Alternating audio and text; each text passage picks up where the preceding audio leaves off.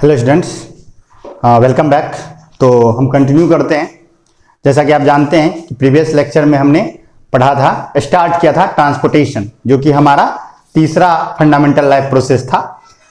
जैसा कि आप जानते हैं कि हम लोग लाइफ प्रोसेस पढ़ रहे हैं, जो कि क्लास 10th बायोलॉजी का पहला चैप्टर है। लाइफ प्रोसेस में आपने सबसे पहले न्यूट्रिशन पढ़ा, फिर आपने रिस्पायरेशन पढ़ा और अब आप ट्रांसपोर्टेशन पढ़ रहे हैं। तो ट्रांसपोर्टेशन हमने प्रीवियस लेक्चर में शुरू कर लिया था और आज हम लोग कंटिन्यू करेंगे। प्रीवियस लेक्चर में हमने देखा था ट्रांसपोर्टेशन क्या है। तो जैसा कि आप जानते हैं ट्रांसपोर्टेशन क्या है। ट्रांसपोर्टेशन है कि movement of substances from one location to the other या from one position to the other, यानी कि कोई भी सब्सटेंस अगर एक जगह से दूसरी जगह जा रहा है, मूव कर रहा है, तो वो ट्रांसपोर्टेशन कहलाता है।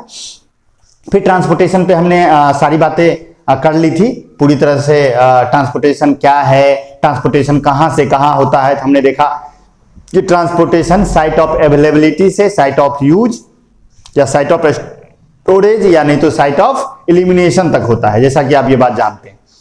फिर उसके बाद हमने देखा कि यूनिसेलर, देखिए ट्रांसपोर्टेशन चाहे कोई भी लिविंग बीइंग हो, ये हम जान चुके हैं, कोई भी लिविंग बीइंग हो, ट्रांसपोर्टेशन उसके लाइफ का बेसिक रिक्वायरमेंट है, यानी कि वो एक बेसिक लाइफ प्रोसेस है, उसके बिना जीवन नहीं चल पाएगा। और उस पर हमने डिटेल्स में बात की प्रीवियस लेक्चर में।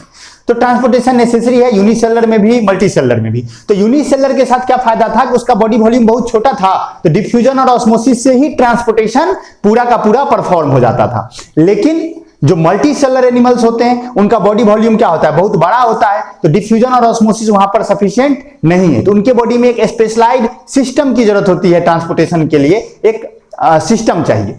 फिर हमने प्लांट में ट्रांसपोर्टेशन देखा, तो हमने देखा कि प्लांट का चूंकि मेटाबॉलिज्म बहुत कम है, मेटाबॉलिकली वो कम एक्टिव है एनिमल की तुलना में, तो उनके बॉडी में ट्रांसपोर्टेशन के नाम पे किसका ट्रांसपोर्टेशन है, water, minerals, food, plant hormones और कुछ केमिकल्स। तो हमने देखा कि वाटर मिनरल जाइलम से ट्रांसपोर्ट हो जाता है और फूड और प्लांट हार्मोन्स और जो भी केमिकल्स बाकी है वो फ्लोएम से ट्रांसपोर्ट हो जाता है। उस पर हमने डिटेल्स में बात प्रीवियस लेक्चर में कर ली थी। आज का हमारा टॉपिक है ट्रांसपोर्टेशन इन ह्यूमन। ह्यूमन में ट्रांसपोर्टेशन कैसे होता है। तो देखिए, जैसा कि आप जानते हैं कि ह्यूमन को माना जाता है कि ये सबसे ज्यादा एडवांस लिविंग ऑर्गेनिज्म है, सबसे ज्यादा हम मानते हैं कि कॉम्प्लेक्स बॉडी। देखिए एक बात याद रखिए, एडवांस का मतलब क्या होता है, सिंपल और एडवांस का मतलब क्या है, बायोलॉजी में क्या मतलब होता है सिंपल और एडवांस। देखिए बायोलॉजी सीधे कहता है कि बॉडी डिजाइन जितना कॉम्प्लेक्स होता गया ना, मतलब जो एडवांस है। डार्विन का जो थ्योरी ऑफ इवोल्यूशन है वो ये कहता है कि कोई भी चीज जितना ज्यादा उसके बॉडी के अंदर कॉम्प्लेक्सिटी है, यानी कि उसके बॉडी के अंदर जटिलता जितनी अधिक है, बॉडी के अंदर बॉडी डिजाइन जितना ज्यादा कॉम्प्लेक्स है, वो उतना ज्यादा एडवांस है। तो हम लोग बहुत एडवांस है। तो ह्यूमन में ट्रांसपोर्टेशन अगर हम देखें तो शुरू करते हैं हम लोग transportation in human beings, start करें। तो ट्रांसपोर्टेशन इन ह्यूमन बीइंग में सबसे पहले याद रखिए कि like all other multicellular organisms we also require a specialised system to perform transportation. हमारे बॉडी के अंदर भी चीजों को ट्रांसपोर्ट होना है। फॉर एग्जांपल, हम खाना खाते हैं, वो स्मॉल इंटेस्टाइन में जाता है, वहां पर कंप्लीटली डाइजेस्ट हो जाता है, वहां एब्जॉर्ब हो जाता है, तो वहां से उस फूड को बॉडी के हर एक सेल तक जाना है। ऑक्सीजन जो हम लेते हैं रिस्पायरेशन के दौरान, जो हमारे लंग्स में जाता है एल्वियोलाई में, एल्वियोलाई से उससे बॉडी के हर एक सेल तक जाना है, ट्रांसपोर्टेशन होना चाहिए। कार्बन डाइऑक्साइड जो बॉडी के हर एक सेल के अंदर बना है, उसे वहां से लंग्स तक वापस आना है। तो हमारे बॉडी के अंदर भी ट्रांसपोर्टेशन होना है, और हमारे बॉडी के अंदर ट्रांसपोर्टेशन को परफॉर्म करने के लिए एक स्पेशलाइज्ड ऑर्गन सिस्टम लगा होता है, जिसे हम कहते हैं सर्कुलेटरी सिस्टम। क्या कहते हैं, सर्कुलेटरी सिस्टम। तो ह्यूमन बॉडी के अंदर ट्रांसपोर्टेशन परफॉर्म होता है एक स्पेशलाइज्ड ऑर्गन सिस्टम के द्वारा, जिसे हम कहते हैं सर्कुलेटरी सिस्टम। सिंपल सी बात है, ठीक है। आगे बढ़े तो जो हमारा सर्कुलेटरी सिस्टम है, जो हमारा सर्कुलेटरी सिस्टम है वो बना होता है तीन चीजों का। सबसे पहले है ब्लड। हमारा सर्कुलेटरी सिस्टम बनता है ब्लड का, ब्लड वेसल्स का और हार्ट का। ब्लड का, ब्लड वेसल्स का और हार्ट का, ये तीन चीजें मिला करके हमारे बॉडी का सर्कुलेटरी सिस्टम बनाता है। Blood, blood vessels and heart, समझ गए। तो ये तीन मिलके हमारा सर्कुलेटरी सिस्टम कंसिस्ट करता है, ठीक है। तो बारी बारी से हम पढ़ना शुरू करें कि ब्लड क्या है, ब्लड वेसल्स क्या है और हार्ट क्या है, ठीक है। तो देखिए, जैसा कि आप जानते हैं क्लास 9th बायोलॉजी में टिश्यू आपने पढ़ा, तो वहां पर आपने जब टिश्यू पढ़ना शुरू किया तो आपने वहां पर टिश्यू के टाइप्स जब पढ़ने शुरू किए तो एक टाइप आपने पढ़ा था कनेक्टिव टिश्यू, याद होगा आपको, आपने एक पढ़ा था कनेक्टिव टिश्यू। तो कनेक्टिव टिश्यू के अंदर एक टाइप था फ्लूइड कनेक्टिव टिश्यू, याद कीजिए, फ्लूइड कनेक्टिव टिश्यू। और फ्लूइड कनेक्टिव टिश्यू में आपने पढ़ा था क्या कि जिसमें फाइबर नहीं होते हैं, जिसके मैट्रिक्स में फाइबर नहीं होते हैं, सिर्फ का सिर्फ क्या होता है, लिक्विड होता है, और जिसका मैट्रिक्स जो है मैट्रिक्स में फाइबर नहीं होता और मैट्रिक्स फ्लो कर सकता है, फ्लूइड होता है। आपको कनेक्टिव टिश्यू याद है?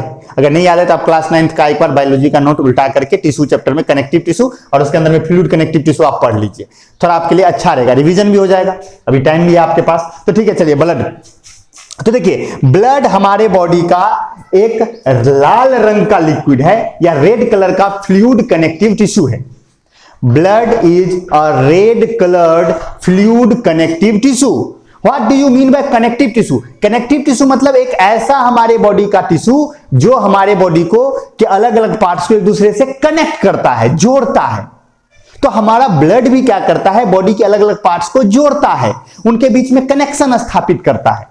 तो ब्लड एक रेड कलर का फ्लूइड कनेक्टिव टिश्यू है, ठीक है। तो कोई पूछे व्हाट इज ब्लड, तो हम कहेंगे blood is a red coloured fluid connective tissue.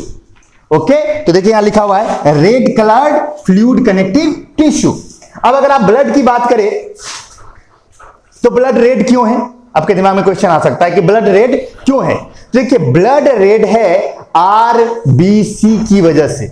हमारे ब्लड के अंदर रेड ब्लड सेल्स होती हैं, हम पढ़ने वाले हैं अभी डिटेल्स में उसको, और उसी आरबीसी की वजह से ब्लड रेड होता है।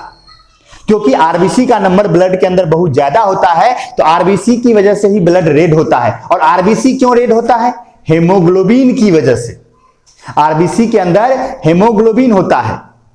जैसे कि आपने रिस्पायरेशन में पढ़ा था, जब कार्बन मोनोऑक्साइड पॉइजनिंग हम पढ़ रहे थे, तो हमने क्या पढ़ा था कि ऑक्सीजन ट्रांसपोर्ट करना किसकी जवाबदेही है? आरबीसी के अंदर मौजूद हेमोग्लोबिन की। और हेमोग्लोबिन रेड कलर्ड पिगमेंट है, तो उस रेड कलर्ड पिगमेंट की वजह से आरबीसी रेड है, और आरबीसी के रेड होने की वजह से ब्लड रेड है। समझ गए? तो ब्लड का जो रेड कलर है वो रेड ब्लड सेल्स की वजह से है। रेड ब्लड सेल्स क्या है हम लोग डिटेल्स में आगे पढ़ेंगे।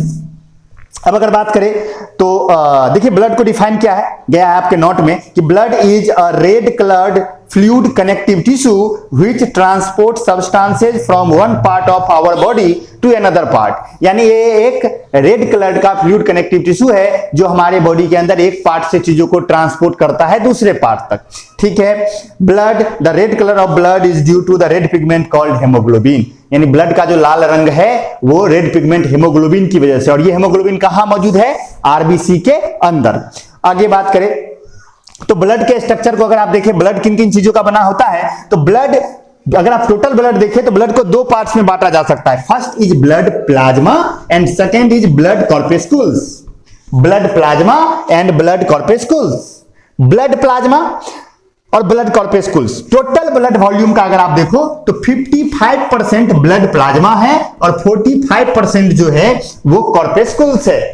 क्या है ब्लड प्लाज्मा और क्या है कॉर्पेस्कुल्स हम देखने वाले हैं, लेकिन आप ये समझ लीजिए कि ब्लड के अंदर, ब्लड जो है उसके अंदर दो चीजें हैं, blood plasma and blood corpuscles. Blood plasma is 55%, nearly 55%, and blood corpuscles is nearly 45%। यानी टोटल ब्लड वॉल्यूम का अगर बात करें, अगर हम ये समझे कि हमारे बॉडी के अंदर मान लीजिए कि 100 ml ब्लड है, 100 ml ब्लड की हम बात करते हैं, तो 100 ml में से 55 ml प्लाज्मा है और 45 ml जो है ब्लड कॉर्पेस्कुल्स है। अभी आप जानते होंगे, अगर आप न्यूज देख रहे होंगे, जो कि कोरोना वायरस हमारे देश में बहुत ज्यादा चल रहा है, तो आपने सुना होगा प्लाज्मा थेरेपी का नाम सुना होगा। आपने प्लाज्मा थेरेपी सुना होगा कि प्लाज्मा थेरेपी से इलाज किया जा सकता है। दिल्ली गवर्नमेंट ने कहा है कि प्लाज्मा थेरेपी से जो कोविड-19 है या कोरोना वायरस डिजीज है उसे हम ठीक कर सकते हैं।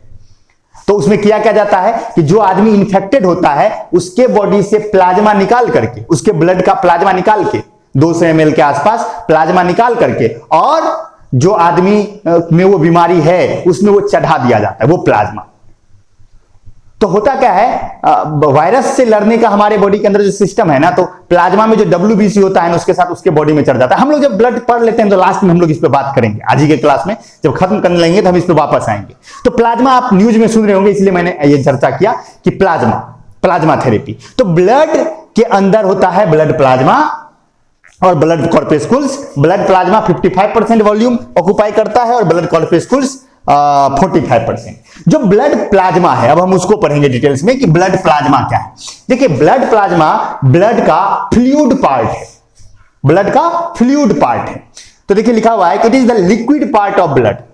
ब्लड का जो लिक्विड पार्ट है वो क्या है, ब्लड प्लाज्मा। और ये स्लाइटली येलोइश होता है कलर में, यानी ब्लड प्लाज्मा का रंग रेड नहीं है, रेड तो आरबीसी है, ब्लड प्लाज्मा स्लाइटली येलोइश है। इसको आप देखे होंगे, कई बार आप देखते होंगे कि जब आप क्रिकेट विकेट खेलते रहते हैं या कभी चोट उट लग जाता है तो जब स्किन आपका छिल जाता है उसके ऊपर में देखिएगा आप वाटरी लिक्विड अंदर से निकल के आता है, या घाव हो जाएगा अगर आपको तो देखिएगा जब ब्लड क्लॉट करता है या कभी कट उठ जाएगा तो ब्लड क्लॉट करेगा तो उस क्लॉट के ऊपर में एक पानी जैसा कुछ आ जाएगा, वही प्लाज्मा है, ब्लड प्लाज्मा है वो, समझ गए। तो ब्लड प्लाज्मा लिक्विड पार्ट है ब्लड का जो कि कलर में स्लाइटली येलोइश होता है। और अगर ब्लड प्लाज्मा की बात करें इसमें 90 to 92% के आसपास वाटर ही होता है, यानी ब्लड प्लाज्मा का 90 से 92% भाग पानी ही है, वाटर ही होता है 90 to 92% ब्लड प्लाज्मा का। और जिसमें बहुत से सब्सटेंसेज मौजूद होती हैं, लाइक प्रोटीन्स मौजूद होता है,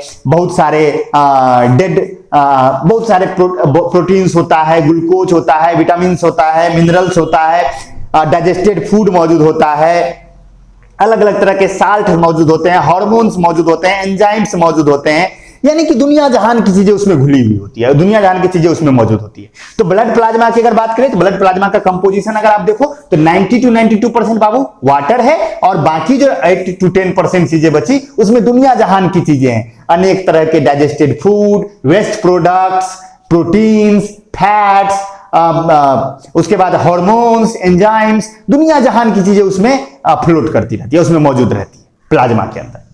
ठीक है, तो ब्लड प्लाज्मा आपने समझ लिया।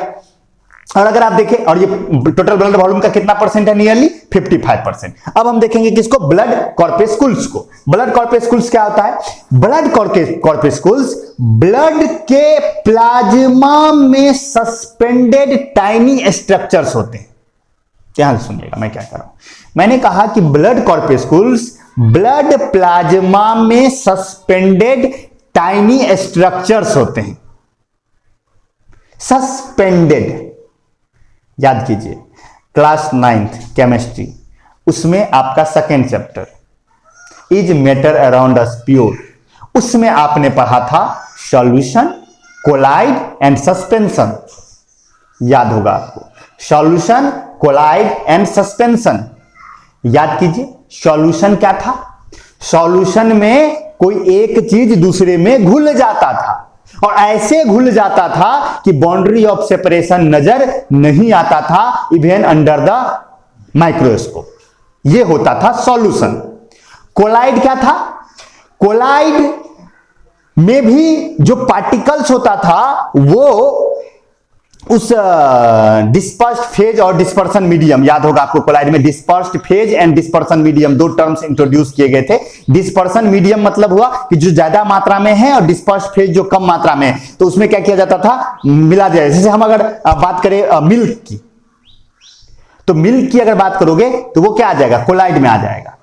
उसमें क्या होता है ना कि पार्टिकल घुला नहीं होता है, माइक्रोस्कोप से देखोगे तो नहीं दिखेगा, लेकिन वो लाइट को स्कैटर करता है। याद होगा आपको, कोलाइडल सॉल्यूशन लाइट जब पास होता है तो उसको स्कैटर करता है। जिन बच्चों ने सस्पेंशन, कोलाइड और सॉल्यूशन जिन नहीं पढ़े होंगे, एक बार कॉपी उल्टा के पढ़ लीजिएगा।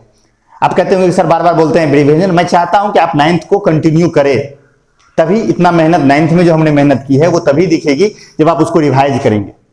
तो वो उल्टाइए ना, सस्पेंशन, कोलाइड और सॉल्यूशन जहां पढ़ाया गया तो उसी में सस्पेंशन पढ़ाया गया। सस्पेंशन क्या होता है, सस्पेंशन में कोई चीज उसके अंदर मौजूद होता है, मतलब किसी लिक्विड में या किसी मान लीजिए उसमें लिक्विड में सॉलिड पार्टिकल्स मौजूद होते हैं, और वो ऐसे मौजूद होते हैं कि अगर उसको छोड़ दिया जाए ना तो वो कुछ देर के बाद धीरे धीरे बैठने लगते हैं। जैसे हम पानी में बालू घोल के छोड़ दे और उसको हिलाना बंद कर दे तो कुछ देर में क्या होगा, पानी के अंदर में बालू जो है थोड़ा देर के बाद सेटल होने लगेगा, तो उसको हम कहते हैं सस्पेंशन। और याद कीजिए हमने सॉल्यूट पार्टिकल के साइज पर बांटा था कि सॉल्यूशन के जो सॉल्यूट पार्टिकल्स होते हैं वो बहुत छोटे होते हैं, कोलाइड के उससे बड़े होते हैं, सस्पेंशन के सबसे बड़े होते हैं। नहीं तो आप नहीं होता तो वहां उल्टा लीजिए। तो सस्पेंडेड का मतलब यही है कि प्लाज्मा के अंदर छोटे छोटे स्ट्रक्चर्स होते हैं जो सस्पेंडेड होते हैं, यानी कि प्लाज्मा के अंदर मौजूद होते हैं, उसमें घुले नहीं होते हैं, सस्पेंडेड होते हैं, उसमें मौजूद होते हैं। अगर आप माइक्रोस्कोप लगाओगे तो आपको सेपरेशन दिख जाएगा, बाउंड्री ऑफ सेपरेशन दिख जाएगा, आपको दिख जाएगा हाँ ये है आरबीसी, ये है डब्ल्यूबीसी, ये है प्लेटलेट्स। समझ गए? तो ब्लड, अगर आपको ज्यादा नहीं समझ में आ रहा है तो बस आप इतना समझ लीजिए कि ब्लड कॉर्पेस्कुल्स ब्लड प्लाज्मा में सस्पेंडेड टाइनी स्ट्रक्चर्स हैं, टाइनी स्ट्रक्चर्स हैं। और ये ब्लड वॉल्यूम का लगभग कितना परसेंट है? 45% है। और अगर आप ब्लड कॉर्पेस्कुल्स देखें तो ये 3 टाइप के ब्लड कॉर्पेस्कुल्स हमारे ब्लड में मेनली हैं। सबसे पहला है आरबीसी, जिसे हम इरिथ्रोसाइट्स भी कहते हैं, आरबीसी या इरिथ्रोसाइट्स। दूसरा है डब्ल्यूबीसी या ल्यूकोसाइट्स, और तीसरा है प्लेटलेट्स या थ्रोम्बोसाइट्स। ये हमारे 3 ब्लड कॉर्पेस्कुल्स हैं। फर्स्ट इज आरबीसी, जो कि कहलाता है रेड ब्लड सेल या इरिथ्रोसाइट्स। सेकेंड इज डब्ल्यूबीसी, जिसे हम कहते हैं व्हाइट ब्लड सेल्स या leukocytes. And third is platelets, जिसे हम कहते हैं थ्रोम्बोसाइट्स। आपने नाम सुना होगा तीनों का।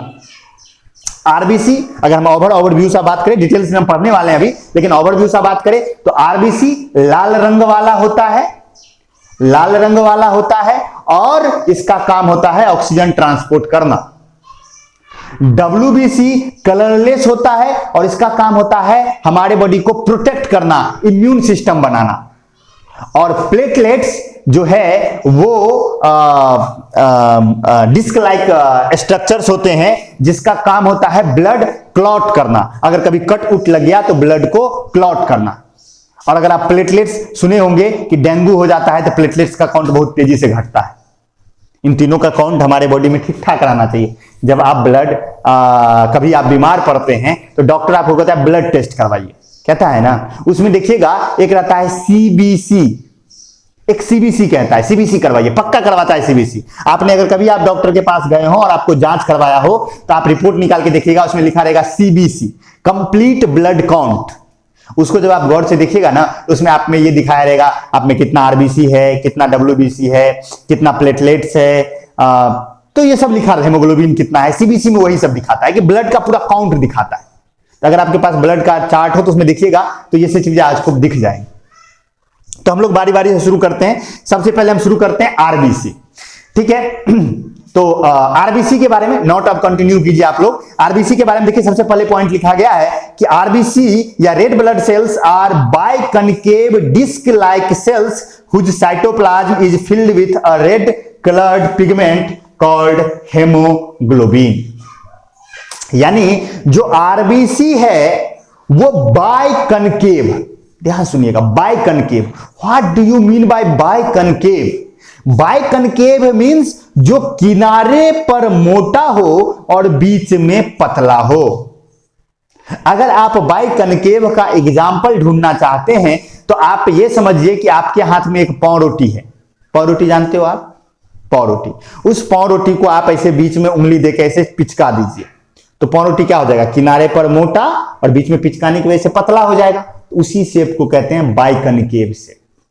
नोट में डायग्राम भी दिया गया आरबीसी का, तो आप वहां से देख सकते हैं। और जो 9th में पढ़ाए थे तो अगर वहां पढ़े होंगे तो वहां तो आपको याद ही होगा। तो पिचका दीजिए तो बाइकनकेव का मतलब हुआ किनारे पर मोटा और बीच में पतला, बाइकनकेव। इसका फायदा क्या है? देखिए, सेल का जो भी शेप साइज होता है वो पूरी तरह से डिसाइड होता है उसके फंक्शन से। आप जब सेल चैप्टर पढ़े थे 9th में तो आपको पता था कि shape and size of a cell is decided by its function. उसका फंक्शन डिसाइड करता है कि उसका शेप साइज कैसा होगा। तो ब्लड जो आरबीसी है वो बीच में पतला और किनारे पर मोटा क्यों है? क्योंकि ब्लड जब गुजरता है तो बहुत पतले पतले कैपिलरी से उसे गुजरना होता है। तो बीच में जो वो पतला रहेगा ना तो उसका मुड़ना आसान होगा। कोई चीज बीच में पतला हुआ किनारे पर मोटा हो तो उसका मुड़ना क्या है? आसान होगा। आप सोच के देखिए ना, कोई चीज बीच में पतला है और किनारे पर मोटा है और अगर वो इलास्टिक है तो उसको मोड़ना क्या होगा? आसान होगा, बिल्कुल आसान होगा, क्योंकि बीच में पतला है ना। और अगर बीच में मोटा और किनारे में पतला हो तो मोड़ना बहुत कठिन हो जाएगा। तो ये रीजन है। और आरबीसी एक और फैक्ट याद रखिएगा आप कि ह्यूमन बॉडी का सबसे छोटा सेल जो है वो आरबीसी ही है और सबसे बड़ा सेल नर्व सेल, पता होगा आपको। ठीक है, तो आरबीसी बाइकनकेव शेप्ड सेल्स हैं जिसके साइटोप्लाज्म में एक रेड कलर का पिगमेंट होता है जिसे हम कहते हैं हेमोग्लोबिन, और वो रेड कलर पिगमेंट के अंदर आयरन मौजूद होता है। इसीलिए आपके बॉडी में जब हेमोग्लोबिन की कमी हो जाएगी तो डॉक्टर आपको आयरन नहीं, आप लोहा खाना नहीं शुरू कर देंगे, मतलब कि आयरन कहने का मतलब है कि ऐसा दवा देता है जिसमें आयरन होता है, फॉलिक एसिड होता है। तो फॉलिक एसिड जो है आप लीजिएगा तो आपके बॉडी के अंदर आयरन कंटेंट बढ़ेगा, आयरन कंटेंट बढ़ेगा तो क्या होगा, हेमोग्लोबिन बढ़ जाएगा। तो देखिए डिफिनीशन समझ में आ गया कि RBCs are biconcave disc like blood cells which cytoplasm is filled with a red iron pigment called haemoglobin. तो हेमोग्लोबिन भरा होता है। आरबीसी का लाल रंग किसकी वजह से, RBC is red in colour due to presence of haemoglobin and haemoglobin is red in colour due to iron. तो आरबीसी रेड है हेमोग्लोबिन की वजह से, और हेमोग्लोबिन रेड है किसकी वजह से, आयरन की वजह से। और आरबीसी का काम क्या है, आरबीसी का काम है लंग्स से ऑक्सीजन को बॉडी के हर एक पार्ट तक पहुंचाना, बस इतना ही। आरबीसी का काम है लंग से ऑक्सीजन को बॉडी के हर एक पार्ट तक पहुंचाना, कार्बन डाइऑक्साइड वापस लाना आरबीसी का काम नहीं है।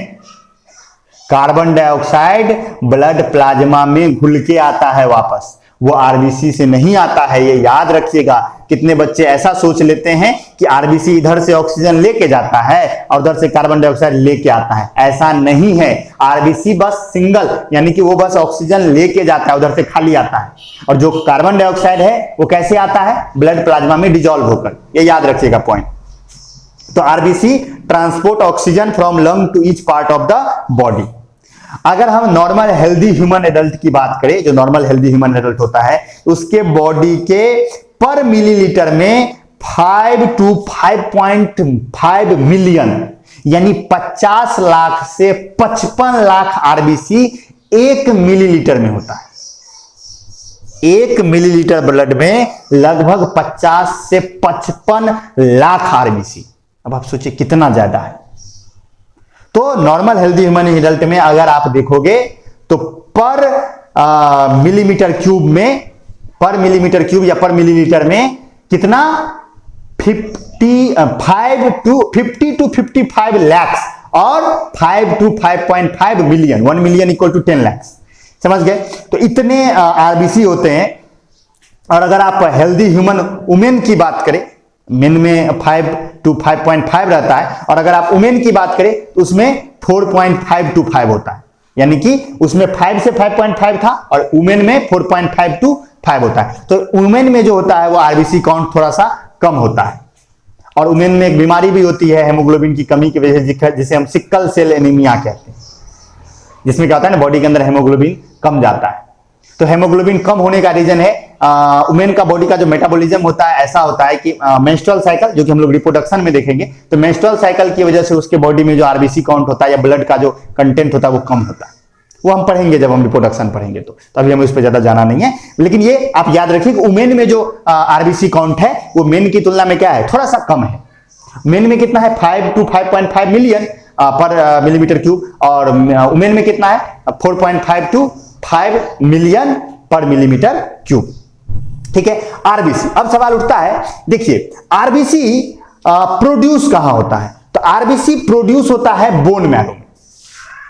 आप याद रखिए कि आरबीसी प्रोड्यूस होता है बोन मैरो में। बोन मैरो जानते हो आप, जो हमारा बोन होता है वो एक हार्ड स्ट्रक्चर होता है, और बोन का जो बोन के बीच में जो हॉलो जगह होता है उसमें एक सॉफ्ट टिश्यू भरा होता है जिसे हम कहते हैं बोन मैरो, और वही बोन मैरो आरबीसी बनाता है। इवन आरबीसी क्या, डब्ल्यूबीसी और प्लेटलेट्स भी वही बनाता है।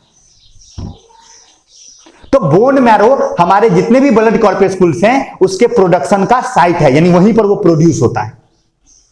समझ गए बात। तो आरबीसी प्रोड्यूस होता है कहां, बोन मैरो में। तो RBC is produced in bone marrow. अब देखिए आरबीसी हमारे बॉडी का एक ऐसा सेल है जिसके अंदर ना तो न्यूक्लियस है और ना ही कोई सेल ऑर्गेनेल है। ये याद रखने की चीज है।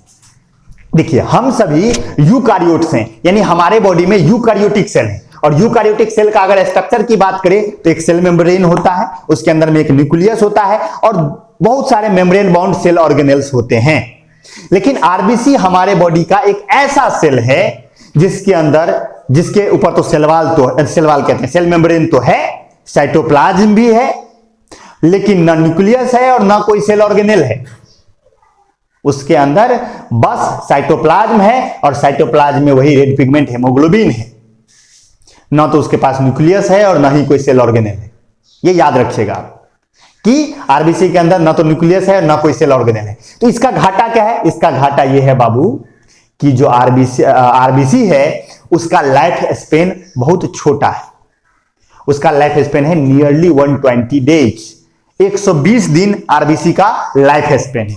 यानी कि आज जो आरबीसी बनेगा हमारी बॉडी में वो आज से 120 दिन के बाद डिस्ट्रॉय कर दिया जाएगा, नष्ट हो जाएगा, वो मर जाएगा। और आरबीसी डिस्ट्रॉय किया जाता है लीवर और स्प्लीन में, याद रखिएगा। तो RBC is produced in bone marrow. RBC do not contain nucleus and other cell organelles. RBC has a short life span of nearly 120 days and RBCs are destroyed in liver and spleen. Liver and spleen हमारे body के 2 organs हैं जहां पर RBC को destroy किया जाता है। तो आरबीसी समझ में आ गया होगा आपको, आई होप। ओके, अब शुरू करते हैं हम लोग डब्ल्यूबीसी। डब्ल्यूबीसी क्या है? डब्ल्यूबीसी का full form white blood sales और ल्यूकोसाइट्स। अब अगर डब्ल्यूबीसी की बात करें तो डब्ल्यूबीसी न्यूक्लिएटेड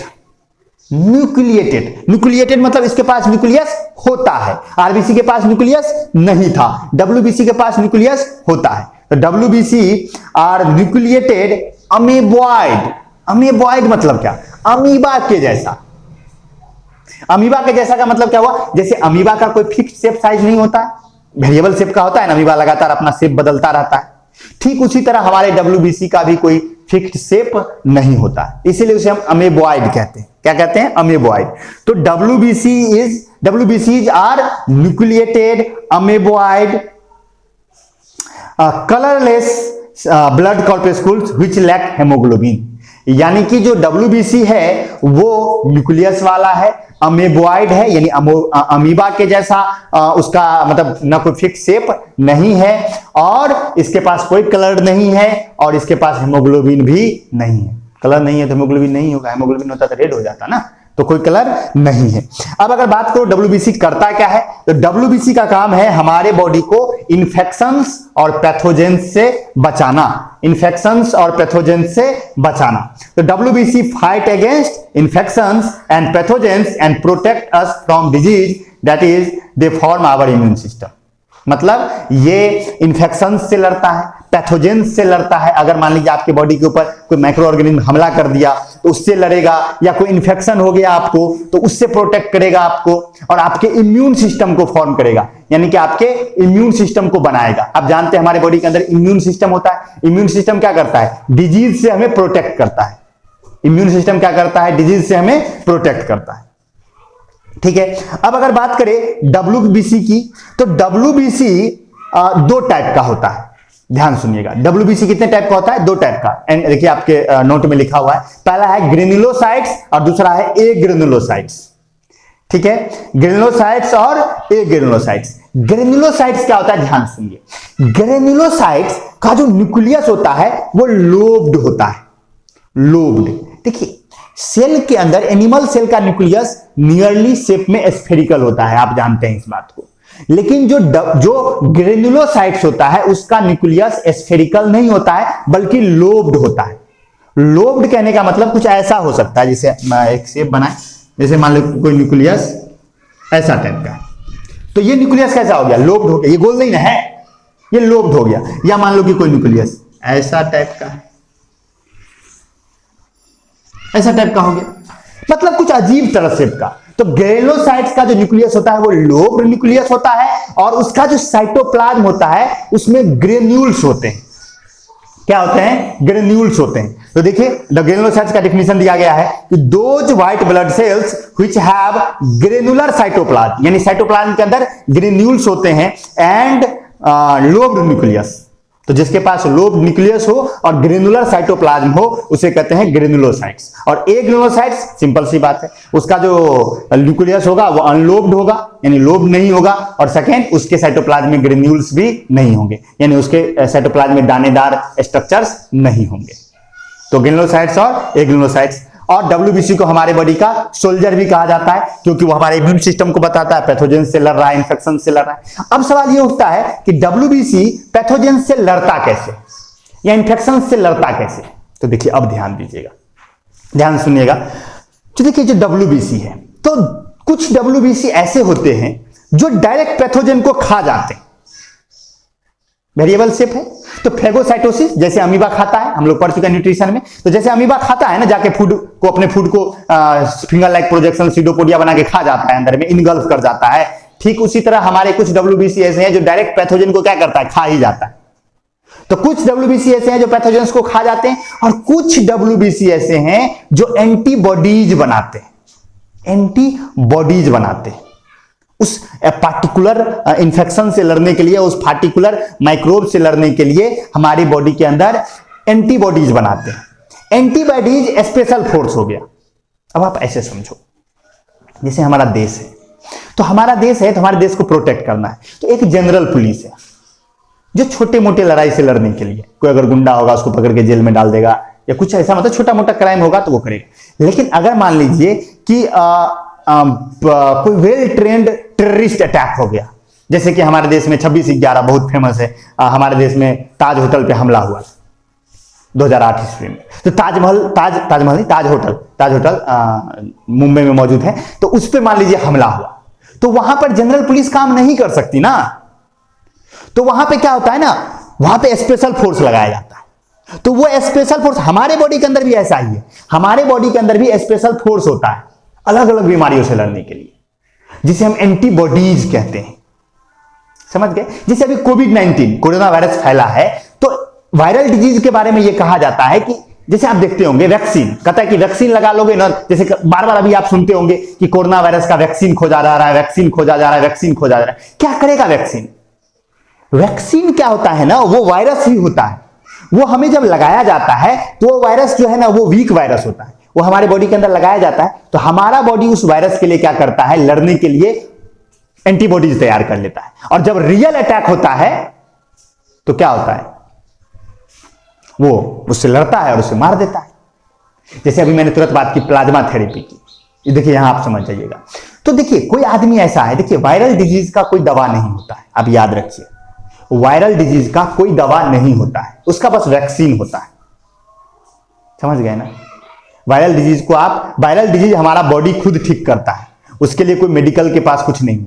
बैक्टीरियल डिजीज का हमारे पास दवा है, एंटीबायोटिक्स है, लेकिन वायरस के लिए कोई ऐसा बात नहीं है। समझ गए बात? तो वायरस अगर अटैक करता है आपकी बॉडी पे, तो आपका बॉडी क्या करता है, उस वायरस के रिस्पॉन्स में एंटीबॉडीज क्रिएट करता है। तो एक बार अगर एंटीबॉडीज क्रिएट हो गया, मान लीजिए आप पे वायरस अटैक हुआ, आपके बॉडी के अंदर एंटीबॉडीज नहीं है, तो बॉडी क्या करेगा, एंटीबॉडीज बनाना शुरू करेगा। आपका जो बॉडी है वो एंटीबॉडीज बनाने लगा, आपके WBC ने एंटीबॉडी बनाना शुरू किया और फिर वायरस अटैक कर दिया, तो एंटीबॉडीज बन रहा है। तो जब ये एंटीबॉडीज बनेगा तो जाके वायरस से लड़ेगा और वायरस को मार देगा। तो वायरस को मारने के बाद वो एंटीबॉडीज थोड़े नष्ट हो जाएगा, वो एंटीबॉडीज बॉडी के अंदर परमानेंट बना रहेगा, और जब फिर दोबारा अटैक होगा तो ये एंटीबॉडीज उस वायरस को तुरंत मार देगा, क्योंकि अब तो बन के तैयार है ना, फोर्स बन गया। समझ रहे हो बात? तो अब जैसे मान लीजिए जैसे कोविड-19 है, मान लीजिए कि 1 मिनट के लिए, मान लीजिए हमको हो गया 1 मिनट के लिए, तो अगर हमको मान लीजिए कोरोना वायरस का डिजीज हो गया, तो हमारा बॉडी क्या करेगा, उसके लिए एंटीबॉडीज बनाना शुरू करेगा। हम डॉक्टर के पास जाए चाहे नहीं जाए, हमारा बॉडी शुरू कर देगा। डॉक्टर के पास हमें इसलिए जाना चाहिए क्योंकि डॉक्टर क्या करते हैं, उनके सिम्टम्स को कम करने का दवा देते हैं, जो हमको तकलीफ होगा उसको कम करने का दवा देगा। लड़ेगा तो मेरा शरीर ही। एक बात हमेशा याद रखिए, मेडिकल फील्ड में ये लाइन हमेशा काम आता है कि बीमारी को दवा ठीक नहीं करता है, हमारा शरीर ठीक करता है। हमारा शरीर ही सब चीज को ठीक करता है। नेचर ने हमारे अंदर वो सारी कैपेबिलिटी दी है कि हम किसी भी बीमारी से लड़ सकते हैं। वो नेचर में जो भी चीजें हैं वो खुद ब खुद को ठीक करती है।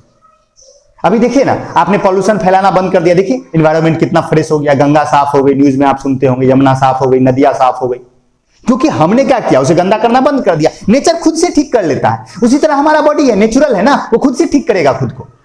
तो मान लीजिए कि अगर हम पे मान लीजिए कोविड-19 का हमला हो गया, तो हमारा बॉडी क्या करेगा, हमारे बॉडी के अंदर एंटीबॉडीज बननी शुरू होगी उस वायरस से लड़ने के लिए। तो वायरस तरह हमला कर भी रहा है, हमारा शरीर को डैमेज भी कर रहा है, और हमारा बॉडी क्या कर रहा है, उसके लिए एंटीबॉडीज भी बना रहा है। अगर मेरा बॉडी एंटीबॉडीज पहले बना लिया, जब तक कि वो वायरस हम पे पूरी तरह से कब्जा कर पाता है, तो मेरा एंटीबॉडीज जाके उसके वायरस से लड़ेगा और उस वायरस को क्या कर देगा, नष्ट कर देगा। तो उस वायरस को अगर वो नष्ट कर देगा, अब हमारे बॉडी के अंदर उसका एंटीबॉडीज बन गया ना। अब हमारे बॉडी के अंदर कोरोना वायरस से लड़ने वाला एंटीबॉडीज बन गया, तो अब अगर हम पे वापस अटैक होगा कोरोना वायरस का, तो एंटीबॉडीज खट्टाक से उसको मार देगा। अब हम कोरोना वायरस से प्रोटेक्टेड हो गए ना, क्योंकि वो एंटीबॉडीज हमारे बॉडी के अंदर बना हुआ है, तो हम प्रोटेक्टेड हो गए। तो यही काम करता है प्लाज्मा थेरेपी, कि मान लीजिए अब हमारा बॉडी ठीक हो गया, कोरोना वायरस से हमको हुआ था, ठीक हो गया, तब हमारे बॉडी से प्लाज्मा निकाल के किसी इन्फेक्टेड आदमी के बॉडी में डाल देगा, तो उसके साथ हमारा एंटीबॉडीज भी चला जाएगा, और वो एंटीबॉडीज क्या करेगा, उसके शरीर के अंदर जो कोरोना वायरस है उसको मार देगा, और उसके बॉडी के अंदर क्या हो जाएगा, वो एंटीबॉडीज भी बना, अपना संख्या भी बढ़ा लेगा, तो वो भी आदमी ठीक हो गया ना। तो यही सिंपल प्रोसेस है प्लाज्मा थेरेपी का। आई होप आपको समझ में आया होगा, क्योंकि ये न्यूज में बहुत चल रहा है, तो मैंने सोचा आपसे शेयर कर लेते हैं।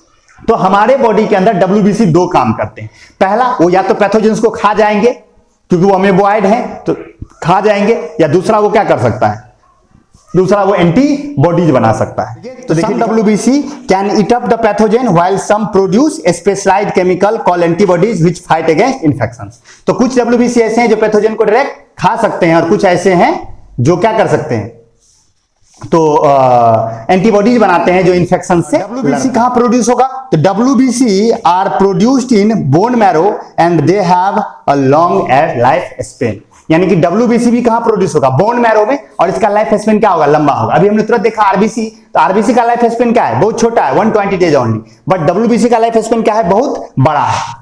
तो WBC का लाइफ स्पेन, क्योंकि उसके पास न्यूक्लियस है ना अपना, तो अच्छा खासा लंबा लाइफ स्पेन है, तो लंबा लाइफ स्पेन है, और ये प्रोड्यूस होता है बोन मैरो में। हाँ देखिए, कुछ WBC ऐसे होते हैं जो लिम्फ नोड्स में भी बनते हैं। हम लोग इसी को जब कंटिन्यू करेंगे, हमें लिम्फेटिक सिस्टम भी पढ़ना है।